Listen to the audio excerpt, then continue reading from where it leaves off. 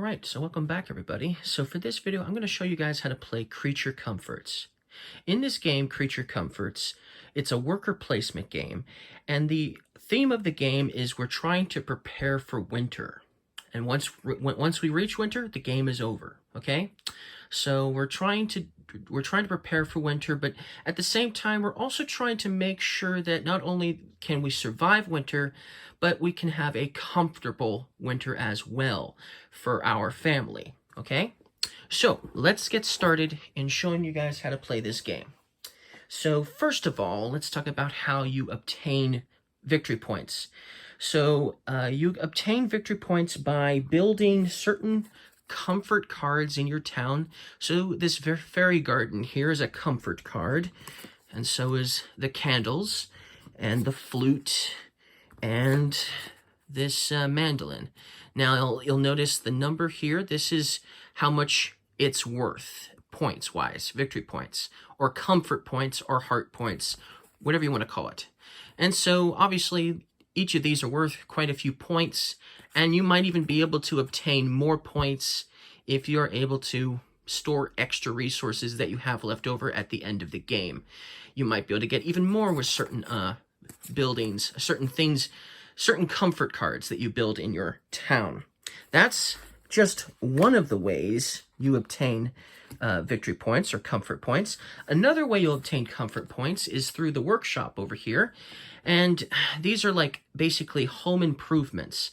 And you're only able to actually build 4 home improvements.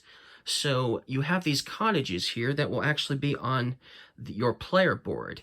And so when you build something that's like this improvement card, you're going to put your cottage onto the card. And once you run out of cottages, you will no longer be able to build these either, okay? So obviously you can get some points with these as well. So that's another way you can obtain points. Now, since we talked about how we can obtain the points, let's talk about basically the flow of the game, okay? First, though, let's talk about the forest and the meadow, which are in the valley. So this is a worker placement game. So you can go to these locations and place your workers here.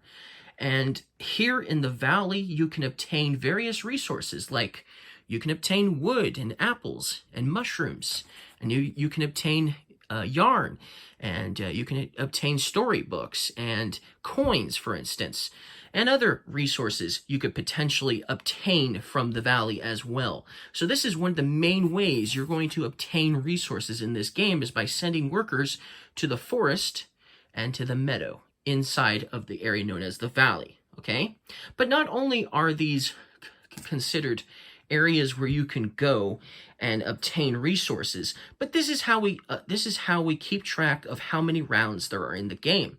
Because you see, at the end of a round / month, at the end of a round, you'll take the top card from both the forest and the meadow off, and then there will be a whole new 4 new locations with various resources on them, so they won't be the same resources every round. And then once you finish all of the cards, all of these cards are then gone. Once they're all gone, once these are all gone, then it's game over. So basically, you know, there's a certain amount of rounds, and then once these are gone, it's game over. Okay, so that's how the game will end. Now, so let's talk about the flow of the game. So the first thing you're going to do is each player simultaneously are going to roll their dice.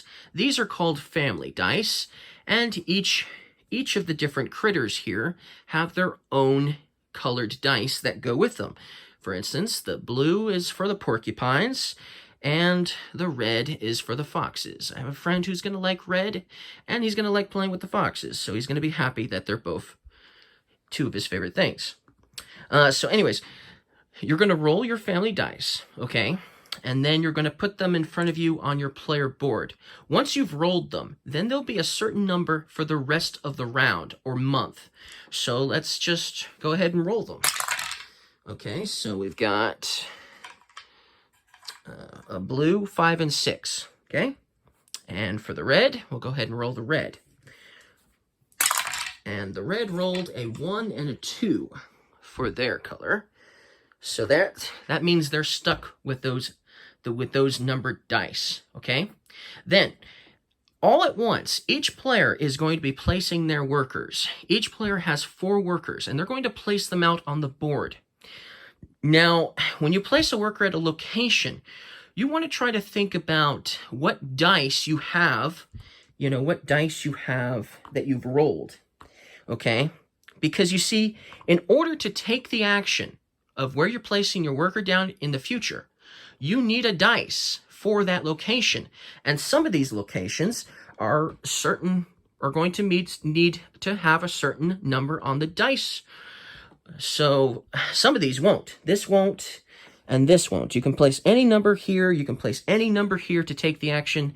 Place any number here to take the action. This is the river dial here, okay? And if you place a worker here, you'll need to place a 5 or a 6, okay? And then you can collect 2 stones. If you place a worker at this location, you need a 1 dice, a 2 dice, or a 3 dice. And then if you have both the dice that you have to have required, and obviously a worker there, you can obtain 1 stone. And this location, if you have a 4 and a worker here, you can obtain 1 coin and 1 stone. So basically, the river is the main way you're going to collect stone. Now, you can collect stone elsewhere, of course, but that's the main way. And then you'll notice on some of the cards we have different equations as well. So let me just show you some ideas here. So, for instance, if you have a worker here and then place a dice here, it has to be a 4 in order to meet the requirement to obtain 2 mushrooms. In order to obtain the 2 wood and the 1 apple, you have to have both a 5 and a 6 here. At this location, you need to have a certain number, and then the next number up has to be 1 plus and 1 plus. So for instance, if I put a 1 here, then the next dice has to be a 2, and the next dice has to be a 3. Okay, and then obviously 3 dice in total. So if you put a 4 down, then the next one has to be a 5, and the next one has to be a 6. Obviously, you get the point there. Then, obviously, if you can meet those requirements and obviously have a worker here, you can obtain 2 storybooks and obviously a coin. And then obviously you need to have a certain dice, 1 and a 2 for this location. That's just some of the ideas of what you need. And there's some other examples as well of certain types of dice that will be required as well as a worker to obtain these resources, okay? Another place you can go is you can go to the inn here. This is the inn, and for every month or every round, there will be a different card here. And so, so if you were to go here as a worker placement, and if you place a worker here and place a 5 or 6 dice here, you can obtain a storybook. And if you have a worker here and place a 2 or a 3 dice, then you can exchange 2 goods of your choice for a coin. And you can do that up to 4 times, because it says you can do that 4 times. If it has a question mark on it instead of a certain number, then it's up to the amount on the dice that you've used for this location of how many times you're allowed to do it. And then, of course, if there is no question mark or number there, it means you can only do it 1 time. But yes, that's something you can do. That means if you were to place a 4 here or a 1 here, it doesn't do you anything, because you'll get nothing from those 2 dice. And then you'll notice here it says immediately. So at the beginning of each month, you're going to reveal one of these cards, these traveler cards at the inn, and they're going to do something that might be an immediate effect, something that might last the entire month, or something that might happen at the end of the month. So, like for instance, the candidate links here, it's an immediate effect. In turn order, each player must pick 2 resources of their choice from the supply to give to the player on their left. So you're basically gifting your opponent 2 resources. You can choose what they are, but you don't know what your opponents have for comfort cards. Everyone starts with 2 comfort cards, and they get to look at 3 and pick 2 to keep. And so you don't know what your opponent has, and you don't know what resources are needed for these comfort cards. And so it's a guessing game. Are you going to gift them resources that are actually something they could utilize to build a comfort? It's quite possible. It's a gamble, for sure. But they could do the same thing to you. Who knows? And then, of course, you could gift them resources that wouldn't help them at all play these particular comfort cards. But maybe later down the road, they'll get something, a comfort card, or they'll try to obtain one of these as well. So that's what that does. Now, if you decide to go here, you can place any number on the dice, okay? And it has to be a worker here. And then you can take one of the face-up cards if you go there. If you go here, if you go to this location, if you put a 1 or a 2 dice, you can draw 2 cards from the deck, okay? If you place 3 and up from this location, you can draw 1 card from the deck. So that's what that does. Of course, you have to have a worker here placed as well. Now, like I said, you only know 2 of the dice. So when you place your workers, you don't know for sure what other dice will be rolled, because you see, after everyone has placed their workers at their locations, then the village dice will get rolled, okay? And then these dice will be accessible for your turn. So that means whatever you roll these on, they will stay like that for the rest of the month. Stay like this for the rest of the month, that this is what I had rolled for the village dice. And then you could move these dice around accordingly in addition to your obviously your family dice, okay? So that's how that's going to work. And of course, you do this one at a time. So it might be a simultaneous game as far as placing your workers out. You might be able to simultaneously place your workers out and deciding what actions you would like to take if possible.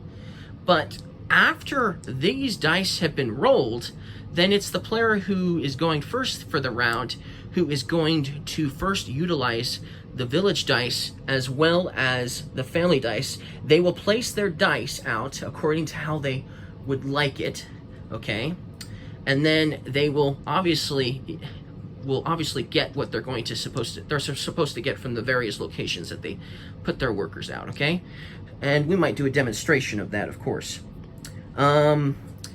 So that's something to note. And then after your turn is done, after you've collected all of the resources, cards, whatever you're going to do, then you collect your workers, you collect your family dice, you put these dice back here basically on top of this hilltop tile here, okay? And then if you have any comfort cards that you can build, okay, if you have any comfort cards in your hand that you can obviously build with the resources that you have, then you can do that now at that point. And then after you're done, then it'll be the next person's turn to obviously place out their family dice and the village dice. So it's only simultaneous when choosing your workers. Then it's one at a time after that. Then after everyone who has gone, then obviously that's the end of the month, end of the round, and then the 2 meadow cards, the forest and the meadow, so the 1 forest and 1 meadow card will get picked up, they will be removed from the game, and obviously you'll have new resources. This traveler will be replaced with the next traveler, so it could have different stuff there, obviously. And then you'll obviously go back to obviously rolling your village, your family dice again, and then obviously placing out workers again as well. So that's basically the flow of the game. And then obviously once all of the rounds are done, once there are no more cards in the forest and the meadow, then it's game over. And then obviously you're allowed to actually, at that point, then you'll be allowed to build any comfort cards that you hadn't already built yet. You can do then if you have the resources that you need for them. And then you can move extra resources around to certain cards that give you extra points if you store certain resources on the card. And then you will score obviously points for your comfort cards and your improvement cards, etc. That's basically the flow of the game. So let's just do a demonstration of what you could possibly do for the game. So Oh, wait a minute. There's still one more place I haven't explained yet. So another worker placement spot you can place is here at the market. If you place a worker here, and obviously it doesn't matter what dice number you place here, but you can place a worker here and you can take the market action as many times as you want, as long as you have the resources to do it. One of the three options that you can do, or three actions you can do at the market, is you can basically exchange one coin for one good, okay? Or you can exchange two goods of your choice for one good. Or you can exchange three goods of your choice for one coin. That's basically the equation. Now, I should probably mention all the different resources that count as goods. So we have mushrooms, we have stones, we have grain in this one over here, we have apples, yarn, and wood as well. These are the goods, okay? They count as goods. There are other resources, however, that do not count as goods. Coins, for instance, are resources, but they do not count as goods. And so therefore, you can't exchange two coins for one coin or two coins, because this is indicating goods, and coins are not goods. And these storybooks are also not goods, okay? But they are still needed for things. Some of these comfort cards do require coins to build, and they do require storybooks as well in order to build into your little home. So that's important to note, that even though they are not technically goods, they are still resources that you might need to build stuff for your house, or improvements for your house too. And then these are basically lessons learned tokens. You obtain these by when you take your turn and you place out a worker at a location and you don't have a dice for that location for that worker, then you'll get one of these for every worker that didn't do anything for that month. So, and what these are good for is they're double-sided, so you can increase or you can decrease or increase the number on the dice that you're using for a location, basically, or is what they're good for. So they help you utilize your dice a little bit if you haven't been rolling so well, or you just, aren't getting the dice you need. These could come in handy for that. But that's what they're good for, and they're a one-time use each. And obviously you can only obtain them if you weren't able to utilize a worker for the month. So, but yes, that's basically the flow of the game, all the various actions you can take. I've explained that, explained the points. And then this location here. So this is something else I should mention. When you go to the workshop, not only do you need to have a worker here, okay, but you also need to have a dice number as well. And each of these slots here are only one dice number. So 1, 2, 3, 4, 5, and 6. Okay?